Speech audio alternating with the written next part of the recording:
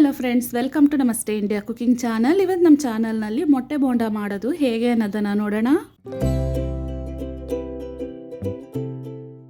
ಮೊದಲಿಗೆ ಮೊಟ್ಟೆಗಳನ್ನು ಬೇಯಿಸ್ಕೊಳ್ಳೋಣ. ಇದಾದಮೇಲೆ ಒಂದು ಪಾತ್ರೆಯಲ್ಲಿ 1 ಕಪ್ ಕಡಲೆ ಹಿಟ್ಟು, 1/4 ಕಪ್ ಅಕ್ಕಿ ಹಿಟ್ಟು, ಒಂಚೂರು ಅರಿಶಿನದ ಪುಡಿ, 1/4 ಸ್ಪೂನ್ ಅಚ್ಚ ಖಾರದ ಪುಡಿ,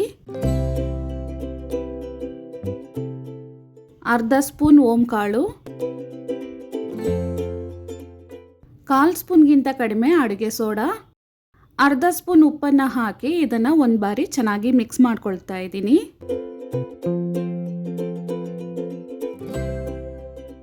ನೀರನ್ನು ಹಾಕಿ ಇದನ್ನು ಗಂಟಿಲ್ಲದೆ ಚೆನ್ನಾಗಿ ಮಿಕ್ಸ್ ಮಾಡ್ಕೊಬೇಕು. ಇನ್ನು ಸ್ವಲ್ಪ ನೀರನ್ನು ಹಾಕಿ ಇದನ್ನು ಇಡ್ಲಿ ಹಿಟ್ಟಿನ ಹದಕ್ಕೆ ಕಲಿಸ್ಕೊಳ್ತಾ ಇದ್ದೀನಿ.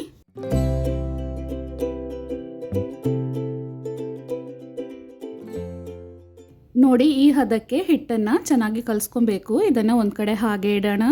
ಇದಾದಮೇಲೆ ಗ್ರೀನ್ ಚಟ್ನಿಯನ್ನು ಮಾಡ್ಕೊಳ್ಳೋಣ. ಒಂದು ಮಿಕ್ಸಿ ಜಾರ್ನಲ್ಲಿ 1 ಕೈ ತುಂಬ ಪುದೀನ ಸೊಪ್ಪು, 1 ಕೈ ತುಂಬ ಕೊತ್ತಂಬರಿ ಸೊಪ್ಪು, 3 ಹಸಿರು ಮೆಣಸಿನ್ಕಾಯಿ, 1/4 ಭಾಗ ನಿಂಬೆ ಹಣ್ಣಿನ ರಸವನ್ನು ಹಿಂಡ್ತಾ ಇದ್ದೀನಿ. ಒಂದು ಚೂರು ಉಪ್ಪನ್ನು ಹಾಕಿ ನೀರೇನು ಸೇರಿಸದೆ ಇದನ್ನು ನುಣ್ಣಕ್ಕೆ ರುಬ್ಕೊಬೇಕು. ಇದಾದಮೇಲೆ ಮೊಟ್ಟೆಗಳ ಸಿಪ್ಪೆಯನ್ನು ತೆಗೆದು ಇದನ್ನು 2 ಭಾಗಗಳನ್ನಾಗಿ ಕಟ್ ಮಾಡ್ತಾ ಇದ್ದೀನಿ.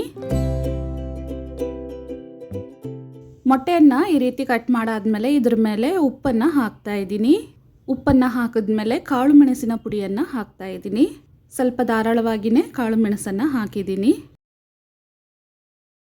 ಎಣ್ಣೆಯನ್ನು ಮೀಡಿಯಂ ಹದಕ್ಕೆ ಕಾಯಿಸ್ಕೊಂಡಿದ್ದೀನಿ.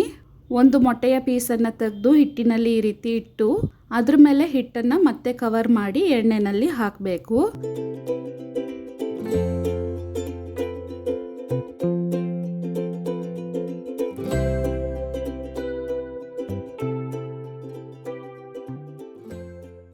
ಒಂದು ಕಡೆ ಸ್ವಲ್ಪ ಬೆಂದ ಮೇಲೆ ಇದನ್ನು ನಿಧಾನವಾಗಿ ತಿರುಗಿಸಿ ಹಾಕ್ತಾ ಇದ್ದೀನಿ.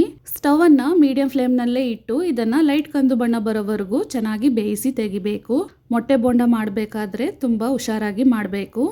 ಮೊಟ್ಟೆ ಹಿಟ್ಟಿನಲ್ಲಿ ಚೆನ್ನಾಗಿ ಕವರ್ ಆಗದೆ ಇದ್ದರೆ ಎಣ್ಣೆಯಲ್ಲಿ ಬಿದ್ದಾಗ ಸಿಡಿಯುತ್ತೆ. ಈ ವಿಡಿಯೋವಿನ ಕೊನೆಯಲ್ಲಿ ಹಾಕಿದ್ದೀನಿ ನೋಡಿ.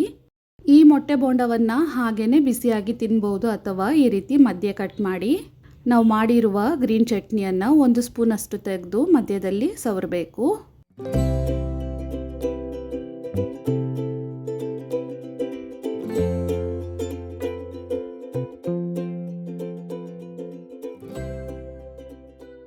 ಇದಾದಮೇಲೆ ಸಣ್ಣದಾಗಿ ಕಟ್ ಮಾಡಿರುವ ಈರುಳ್ಳಿಯನ್ನು ಇದರಲ್ಲಿ ಇಡಬೇಕು. ಈ ರೀತಿ ಮಾಡಿ ತಿಂದಾಗ ಇನ್ನೂ ತುಂಬಾ ರುಚಿಯಾಗಿರುತ್ತೆ.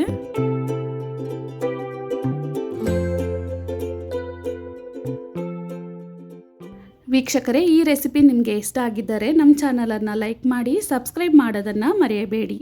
ಧನ್ಯವಾದಗಳು.